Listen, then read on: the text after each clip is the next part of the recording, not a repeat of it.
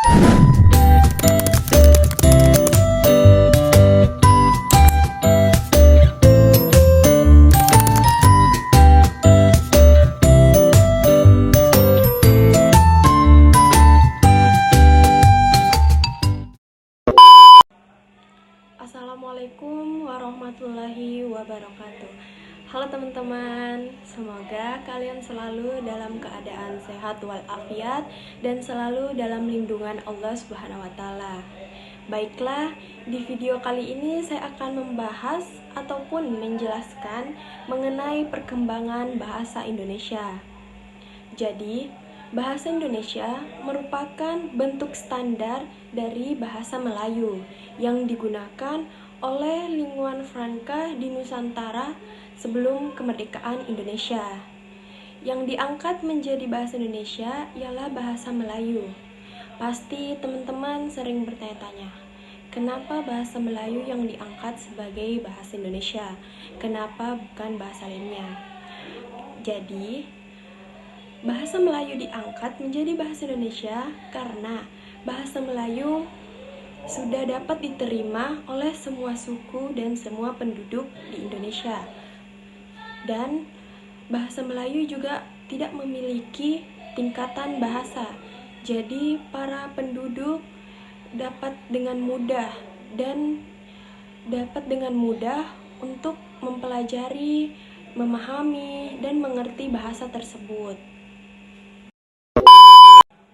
Selanjutnya, bahasa Melayu sudah ada pada abad ke-7 dan tercantum pada prasasti peninggalan Kerajaan Sriwijaya di bagian selatan Sumatera dan bangsa Shailendra di beberapa tempat di Jawa Tengah.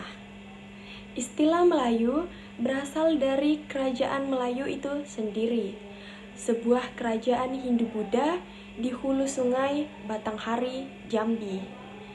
Lalu, pada abad ke-15 berkembang bentuk yang dianggap sebagai bahasa Melayu klasik. Bentuk ini dipakai oleh kesultanan, atau bentuk bahasa ini bisa dibilang dipakai oleh para kesultanan yang perkembangannya kelak disebut sebagai bahasa Melayu. Pada zaman Kerajaan Sriwijaya, bahasa Melayu memiliki beberapa fungsi. Yang pertama, sebagai kebudayaan buku aturan hidup. Yang kedua, sebagai penghubung suku dan sebagai pemersatu suku dan bangsa. Yang ketiga, sebagai bahasa perdagangan. Dan yang keempat, sebagai bahasa resmi kerajaan. Lalu, mengenai peresmian nama bahasa Indonesia. Peresmian nama bahasa Indonesia bertepatan atau bersamaan dengan Hari Sumpah Pemuda, yakni pada tanggal 28 Oktober 1928 yang diikrarkan oleh para pemuda-pemudi bangsa Indonesia. Pada Sumpah Pemuda terdapat salah satu poin yang membahas tentang bahasa Indonesia, yaitu pada poin ketiga Sumpah Pemuda, yang berbunyi, "Kami, putra dan putri Indonesia, menjunjung tinggi bahasa persatuan, bahasa Indonesia." Sebelum itu, bahasa Indonesia juga telah melalui 3 fase. Yang pertama, perkembangan hingga terbitnya Undang-Undang Nomor 24 Tahun 2009 tentang bendera, bahasa, lambang negara, dan lagu kebangsaan.